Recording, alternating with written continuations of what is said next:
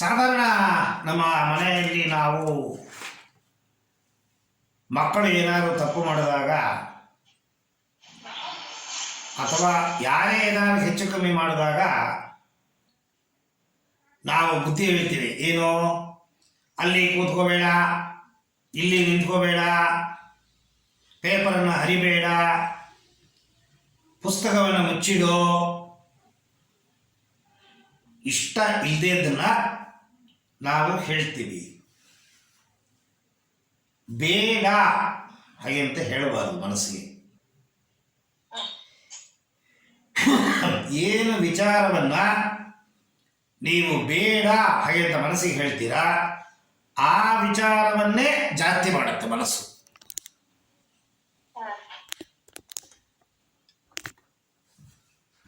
ಬೇಡ ಅಂತ ವಿಚಾರಗಳನ್ನು ಹೇಳಿದಾಗ ಮನಸ್ಸು ಅದನ್ನು ಹೆಚ್ಚೆಚ್ಚು ಹೆಚ್ಚೆಚ್ಚು ಹೆಚ್ಚೆಚ್ಚು ವಿಪರೀತವಾಗಿ ಮಾಡುತ್ತೆ. ಅದಕ್ಕೆ ಕುಡಿಯೋನು ಹೇಳ್ಕೊತಾನ ಮನಸ್ಸಿಗೆ ಏನು ಅಂತ, ನಾನು ಕುಡಿಯೋದಿಲ್ಲ ಅಂತ. ಇಂದಿನಿಂದ ನಾನು ಕುಡಿಯುವುದಿಲ್ಲ, ಇವತ್ತು ಕೊನೆಯ ದಿನ.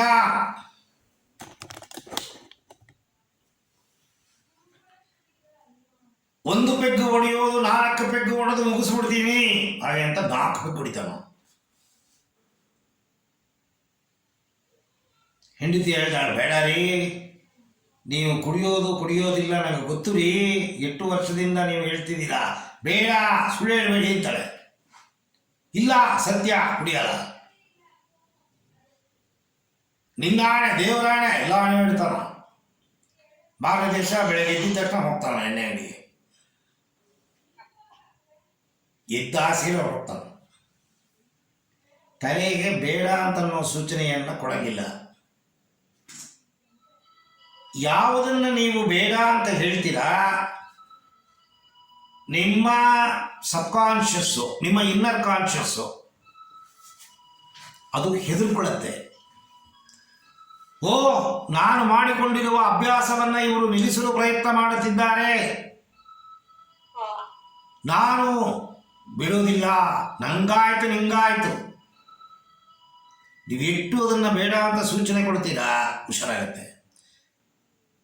ಈಗ ನಾನು ನಿಮಗೆ ಒಂದು ಸೂಚನೆ ಕೊಡ್ತೀನಿ, ನಾಳೆ ಬೆಳಗ್ಗೆ ದೊಡ್ಡ ಚಾಕು ತಗೊಂಡ್ಬಂದು 8 ಗಂಟೆ ಬೆಳಗ್ಗೆ ನಿಮ್ಮ ಹೊಟ್ಟೆಗೆ ನಾನು ತಿವಿತೀನಿ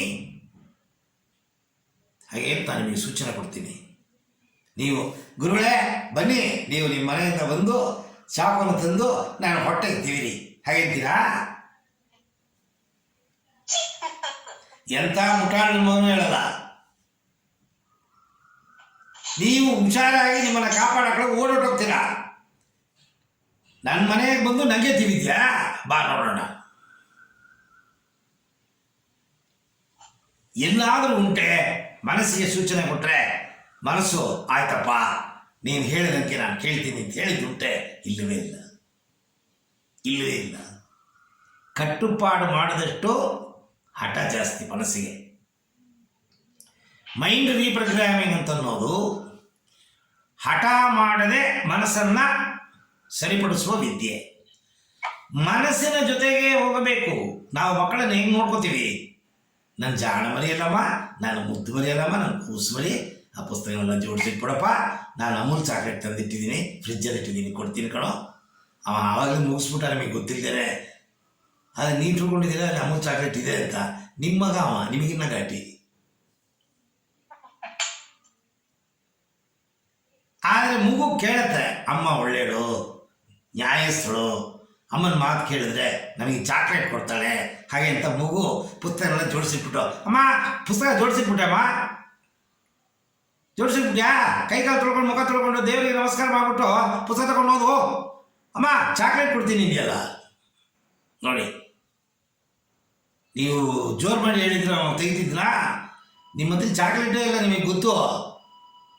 ಸುಳ್ಳು ಹೇಳ್ಬಿಟ್ಟು ಮಗನಿಗೆ ಕೆಲಸ ಮಾಡಿಸ್ಬಿಟ್ರಿ, ನಿಮ್ಮ ಮಗುನ ಏಮಾರಿಸ್ಬಿಟ್ರಿ. ನೀವು ಏಮಾರೋಯ್ತು. ಇಷ್ಟ ಸೀಕ್ರೆಟು.